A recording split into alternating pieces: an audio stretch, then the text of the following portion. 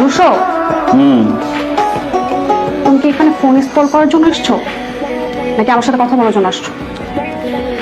তোমাকে কথা বলতে এসছি। তাহলে ফোনটা রাখো, আমার সাথে একটু কথা বলো। হ্যাঁ বলবো তো, তুমি বলো। এত আর্জেন্ট কেন ডাকছো, কি হয়েছে?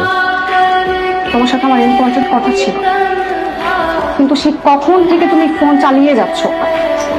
তুমি কি কখনো আর সিরিয়াস হবে না? বুঝছি, মাথা গরম তো না, রিস্ক হোক, মাথা ঠান্ডা হয়ে যাবে। কিন্তু নেক্সট টাইম আমার ফোনটা টান দিয়ে নিবা না। আমার বাপ মাও কখনো আমার ফোন ধরে না, বিষয়গুলো আমার একদম পছন্দ না। ঠিক আছে, গতকাল তুমি আমার ফোন ধরনি কেন?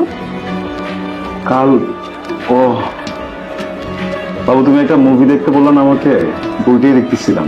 দেখতে দেখতে স্টোরির ভিতরে হারাই গেছি, বুঝছো? ফোন যে সাইলেন্ট ছিল খেয়াল করে নিয়ে ঘুমাই গেছি পরে।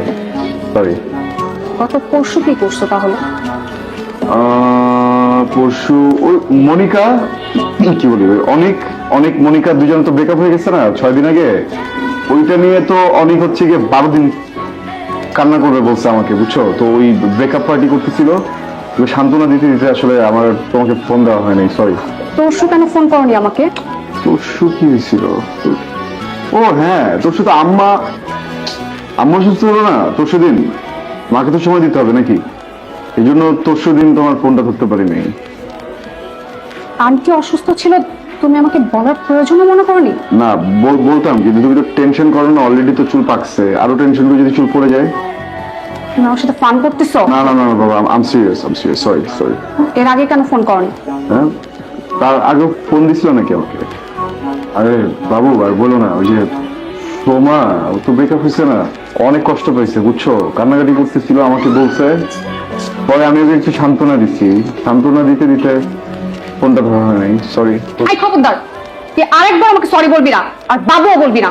এই তোর না আমি বারণ করছি ওর সময়ের সাথে কথা বলতে না, ওর চরিত্র সমস্যা আছে, ওর জন্য এত কিসের যন্ত্রণা, এত বুকে চিনচিন কেন করে? বুঝলাম না বিষয়টা, তুমি তুই তো বেরি করতেছো কেন? আরে ভাই, আমার একটা ফ্রেন্ড, আমার ওই ফ্রেন্ডের চরিত্রের সমস্যা থাকতেই পারে, আমার তো চরিত্রের সমস্যা নেই, তাই না? আমি তো তোমাকে নিয়ে আসছি, তো আমার ফ্রেন্ডটা একটা কষ্ট পেলে আমি কি সান্ত্বনা দিতে যাবো না?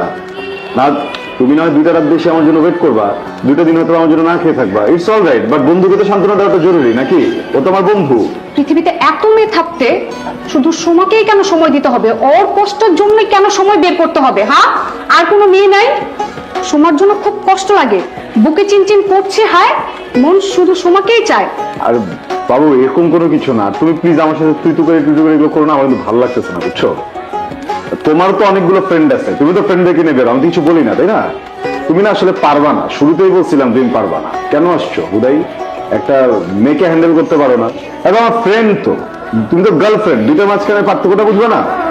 আমার ফ্রেন্ডরা না ঠিকই বলতো তোর আসলে চরিত্রের সমস্যা আছে, তোর সাথে আমাকে রিলেশন করতে একদম নিষেধ করছিল, আমি রিলেশনটা করে ভুল করছি।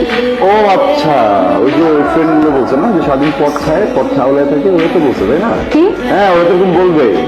সাবাস, ঠিকই আছে। তোমার তো চোখগুলো যেন কেমন লাগতেছে, সারা খাইছো না? হ্যাঁ, খাইছো দেখে আবল তাবল বলতেছো, তাই না? শোনো, আমি একটা কথা বলছি, তোমার এসব গান জোটটি বন্ধু বান্ধবের কথা আমার সামনে কখনো বলবো, বুঝছো? হ্যাঁ, সেই জন্য কথাই বলবো না, উল্টা পাল্টা কথা আমার